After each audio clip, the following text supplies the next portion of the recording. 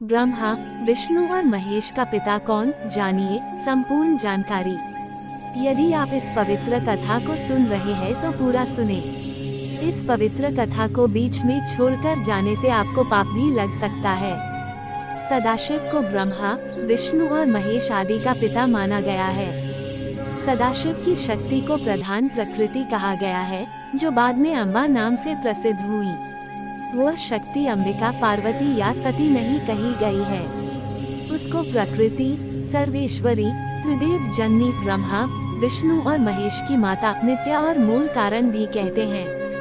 सदाशिव द्वारा प्रकट की गई उस शक्ति की 8 भुजाएं हैं। पराशक्ति जगत जननी वह देवी नाना प्रकार की गतियों से संपन्न है और अनेक प्रकार के अस्त्र शक्ति धारण करती हैं।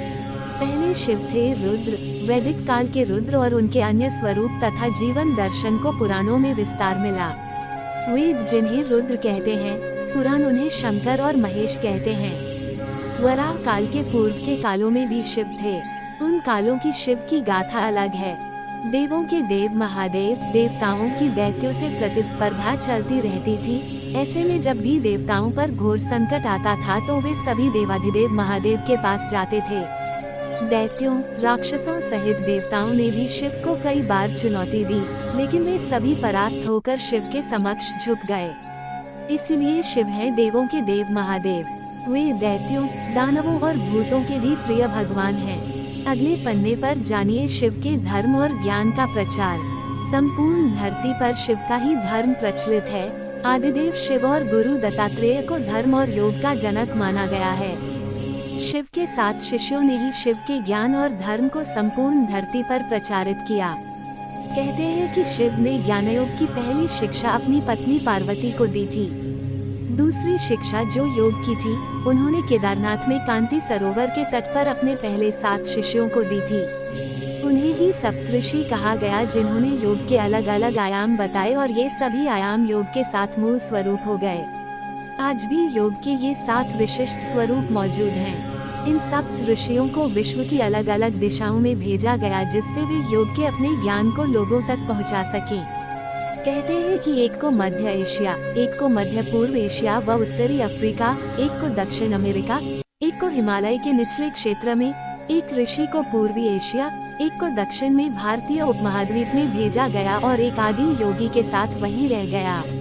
अगर उन इलाकों की संस्कृतियों पर गौर किया जाए तो आज भी इन ऋषियों के योगदान के चिन्ह वहां दिखाई दे जाएंगे। अगले पन्ने पर शिव ने बसाई थी यह धरती। आज से 15 से 20 हजार वर्ष पूर्व वराह काल की शुरुआत में जब देवी देवताओं ने धरती पर कदम रखे थे, तब उस काल में धरती हिमयुग की चपेट में थी। इस दौरान भगवान शंकर ने धरती के केंद्र कैलाश को अपना निवास स्थान बनाया।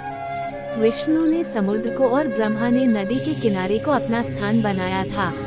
पुराण कहते हैं कि जहाँ पर शिव विराजमान है, उस पर्वत के ठीक नीचे पाताल लोक है, जो भगवान विष्णु का स्थान है। शिव के आसन के ऊपर वायुमंडल के पार क्रमशः स्वर्गलोक और फिर ब्रह्मा जी का स्थान है, जबकि धरती पर कुछ भी नहीं था। इन तीनों से सब कुछ हो गया। वैज्ञानिकों के अनुसार तिब्बत धरती की सबसे प्राचीन भूमि है और पुरातन काल में इसके चारों ओर समुद्र हुआ करता था। फिर जब समुद्र हटा तो अन्य धरती का प्रकटन हुआ और इस तरह धीरे धीरे जीवन भी फैलता गया। सर्वप्रथम शिव ने ही धरती पर जीवन के प्रचार प्रसार का प्रयास किया, इसलिए उन्हें आदिदेव भी कहा जाता है। आदि का अर्थ प्रारंभ। शिव को आदिनाथ भी कहा जाता है। आदिनाथ होने के कारण उनका एक नाम आदिश भी है। इस आदिश शब्द से ही आदेश शब्द बना है। नाथ साधु जब एक दूसरे से मिलते हैं तो कहते हैं